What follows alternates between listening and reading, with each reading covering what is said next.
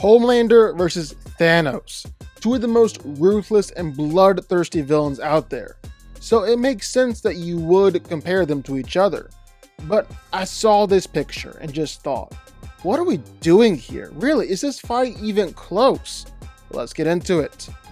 So if we're talking about Homelander, well, for starters, he's a psychopath, a truly unhinged lunatic. He's beefed with a baby before. He's got no problem killing anybody.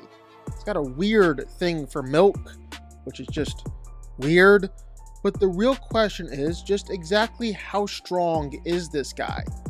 Well, he is quite literally the strongest man in the world and has never met anyone who's been his pure physical equal. And I guess you could argue that Soldier Boy exists now, but I don't even know if Soldier Boy is his true equal. Sure, Soldier Boy can give Homelander a good fight, but Homelander said it himself. Oh no. I'm the upgrade. Soldier Boy can injure him, can blow him up with those explosions that would also theoretically depower him. But in a straight up fight, Homelander is still winning that one. He was still winning that one. He's easily crushed skulls, punched into a man's stomach, and just casually tossed people hundreds of feet into the air. Also, since Homelander is the strongest hero in the world, it logically makes sense that he's stronger than all the other members of the Seven. He's stronger than Stormfront, who easily destroyed a building. He's stronger than Queen Maeve, who easily stopped a speeding armored truck. And stronger than A-Train, who was able to pull a locomotive after having just broken his leg. And he is like way stronger than them. Homelander was able to casually knock off the door of a pressurized plane. But there is one thing. He did say he was actually not able to carry the hijacked plane to safety. So he kind of killed a whole lot of people there with that one. But it does suggest that he's actually unable to use his full strength while he's up in the air. Either that, or while he could lift and move the plane, the outside of the plane is so fragile, it would just end up punching right through it when he tried to push against it. I think he probably could have saved the plane or moved the plane if he wanted to though. Bottom line, regardless, Homelander's pretty strong. But while Homelander is strong, well, durability is definitely Homelander's weakest asset. Not really because he's not durable, but just because he's never really had anything truly test his durability.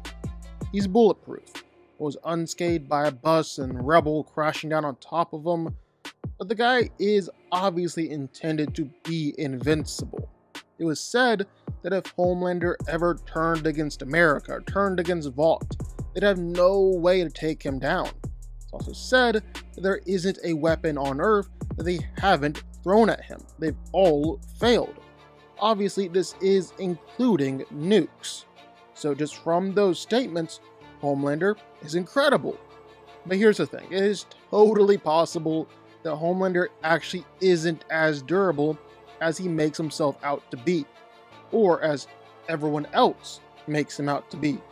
I mean, Soldier Boy was getting his hits in, getting some dang good hits while he was at it, even gave Homelander some bruises. Queen Maeve went against him, stabbed him right straight in the ear hole. You get a little deeper there and Homelander is done for. Even Stormfront was able to throw him around. But that one was definitely more the kinky type of roughhousing, rather than the I'm gonna beat your face in now type. Another thing is, just like Homelander doesn't have a ton of durability feats, doesn't really have a ton of speed feats. I mean, in fact, I don't think we've ever seen Homelander's speed in a fight, except maybe like once or twice. That being said though, he is really pretty fast when he's just flying around. He's regularly flown at Mach speed, even reached up to Mach 5 while saving Butcher from that C4 explosion.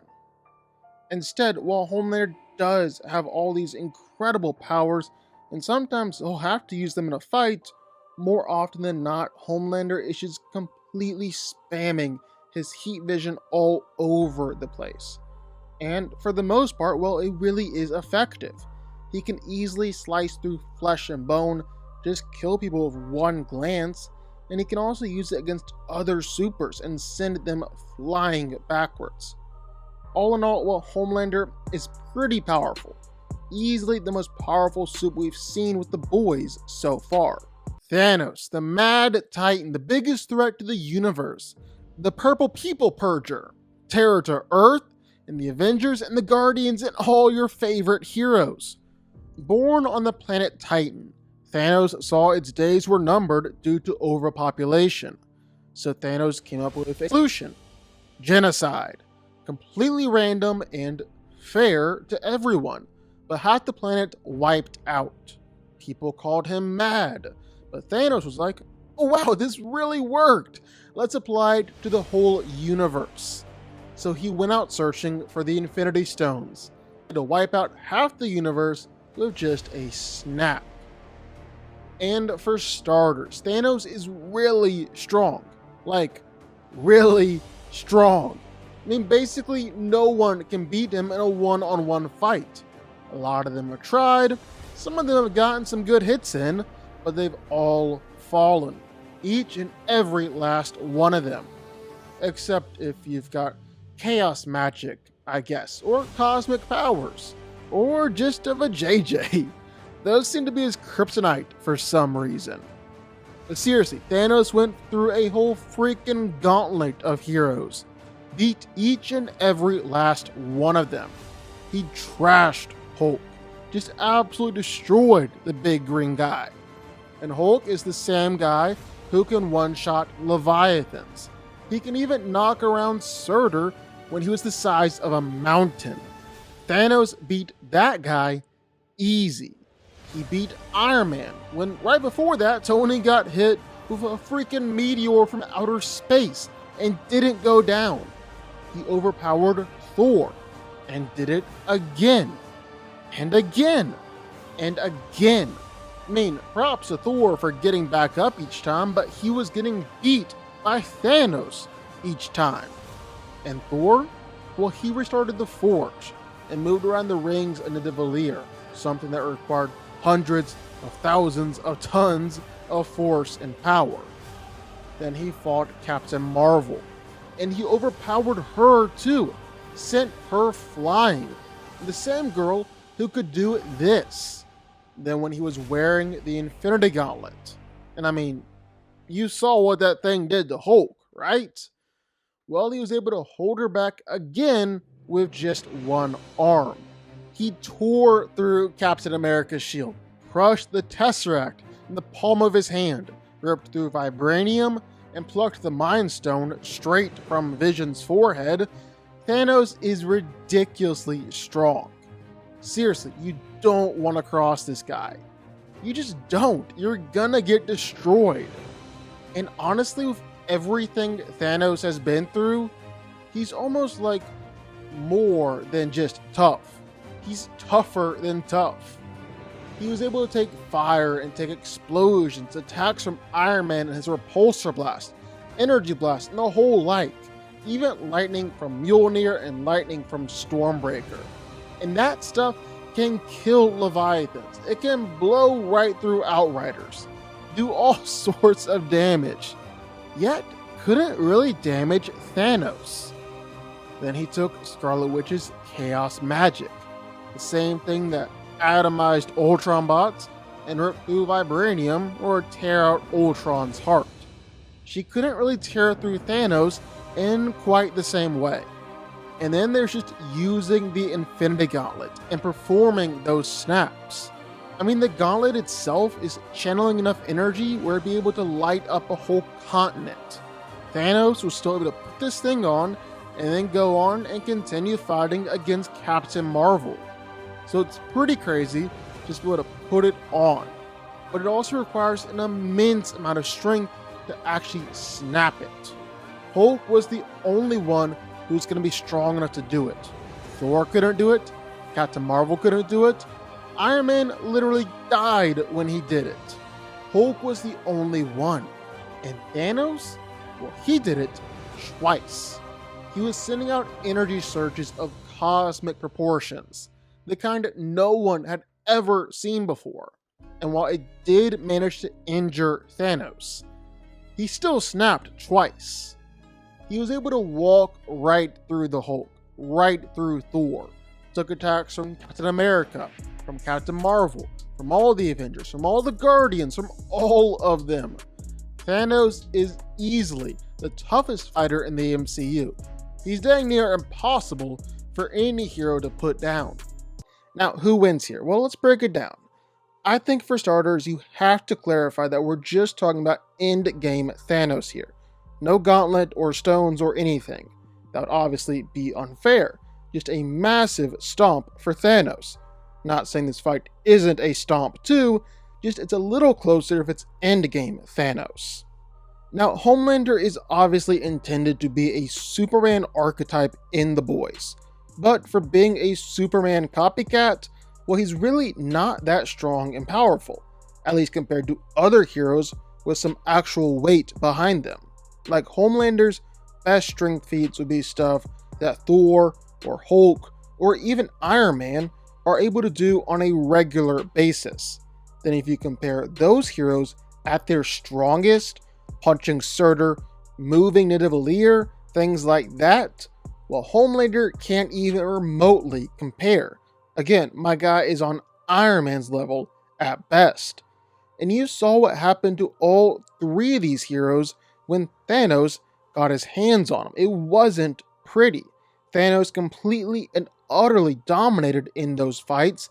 It wasn't even close. Heck, he treated fighting the Hulk like it was basically him getting his daily workout. That was the Hulk he was fighting right there. And that's the problem for Homelander here, because Thanos is for sure getting his hands on Homelander. At some point or another, it's going to turn into a close-up fight where Thanos literally rips Homelander in half, or decides to have mercy on Homelander and make it quick with that sword of his. Because on one hand, Homelander is a little bit of an idiot when it comes to actually fighting. He has an advantage over pretty much everyone he fights in The Boys in that he can fly. He's super fast and he's got laser vision. While he does use his heat vision a lot, he also tends to get up close and personal quite a bit in fights. And he's probably too arrogant to think he could actually be outclassed by Thanos, giving Thanos the perfect opportunity to run him right through. Now, let's say that Homelander actually does play this fight smart, keeps his distance, and really relies on his heat vision. Well, I don't think that's going to go any better for him. Now, I will give this to Homelander. His heat vision will probably knock Thanos around. It looks like a lot of the attacks from the Avengers were able to do that. But that doesn't mean the heat vision is actually going to put Thanos down. So just take it and keep on fighting. And that's even if Thanos decides to take it. If he gets that sword spinning, well, he'll block Homelander's heat vision no problem.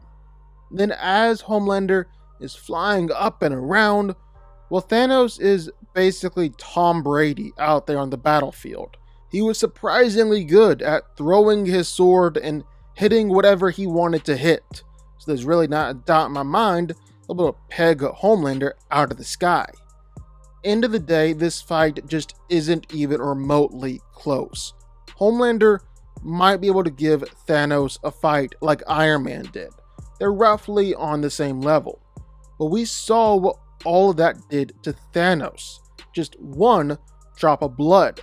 And when Thanos gets to it, well, he's going to absolutely destroy Homelander. No problem. Thanos wins. But what do y'all think? Sound off in the comments down below. I know you're going to have thoughts and feelings on this one for sure.